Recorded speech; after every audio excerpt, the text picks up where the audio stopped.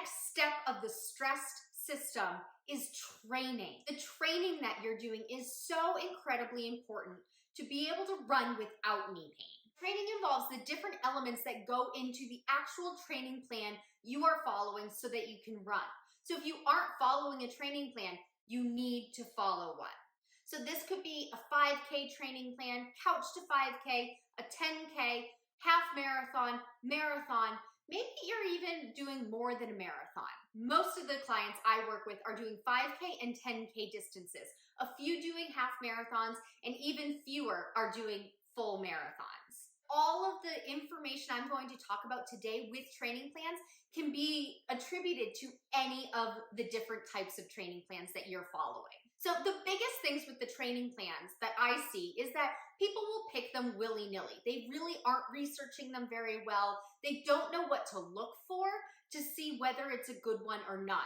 They'll be Googling beginner running training plan, or 10K training plan, or 10K running plan, half marathon, how to train for a half marathon, things like that. And I get it, I did it too. But the thing is, you need to be able to look at the training plan and know what you're looking at. So I'll go through the specific parts of the training plans today so that you can look at a training plan and know whether it's right for you. When you're looking at a training plan to decide if it's right for you, you need to look at 5 components of it. How many days a week are you running? How quickly are you progressing week over week?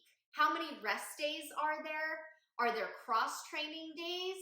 And does it pull you back throughout the training plan? So those 5 things. So the first one, how many days a week are you running? Because if the training plan that you've picked out has you running 3 days a week, but you want to run 4 days a week, this is not the training plan for you. So you want it to match how many days a week you want to run. So that's number 1.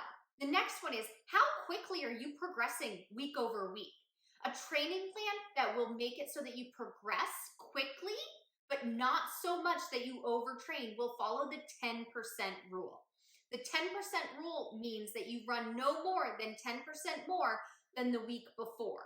So if you're tracking time, you know, you like to run for 30 minutes at a time, you like to run for 45 minutes at a time, you want to make sure week over week that there's no more than 10% more each week. If it doesn't follow the 10% rule, it's going to be a recipe for disaster. It's not going to work. It's going to progress you too far, too fast, and you're going to end up with injury. Whether that be knee pain, shin splints, a hip problem, a pulled muscle, you name it. If it doesn't follow the 10% rule, it's not going to work. Okay, the next one, cross-training days. You want to make sure that whatever plan you're following also includes cross-training. This could be walking, biking, swimming, other things that work your muscles and work your body, but not in the same way that you do with running. So the purpose of cross-training days is to keep up your fitness, but in a different way. With runners, you want to do some other kind of cross-training where you're using your muscles, but it's not in the same way with when you're running. So swimming and biking are really common ways to cross-train so that you keep up your fitness. You're using your muscles in a different way so that you don't overtrain them and get overuse injuries, tendinitis, and things like that. Okay, next let's talk about rest days. If your training plan does not include rest days, this is not the training plan for you. You should always include some kind of rest day, whether it's a complete rest day or an active rest day. I personally like active rest days, and that's what I recommend my clients do. They seem to have the most success with it because all of the women I work with, they just can't sit still. They don't want to be sitting still. They want to be exercising every day, and so we work in active rest days. Some people will call those cross-training days. I call them active rest days because cross-training we do completely different. So an active rest day could be something where they go to a yoga class for 30 minutes and they're doing slow and gentle stretching. Different kind of stretching than they do immediately after their runs. Or maybe they're going for walks instead of running that day. But they're not looking for mileage, they're not looking for pace, they're not looking for anything except for to walk out that door. So they're going slow and steady, nice and easy, and those are active rest days. And of course, if you're really sore from running, take a complete rest day and give your body a whole reset. And now let's talk about tapering or toning it back. If your training plan is just going up and up and up and up in the mileage or time every week, this is not the training plan for you.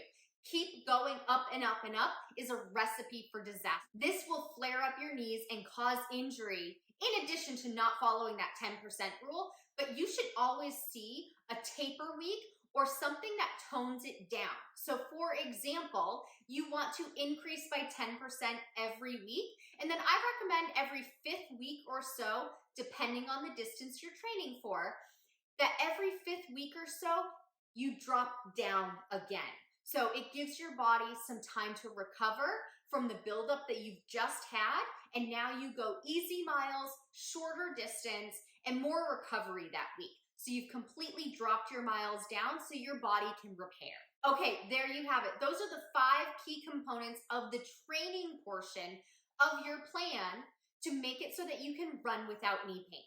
If your training plan doesn't have these 5 components, it's not the training plan for you. You need to find another one.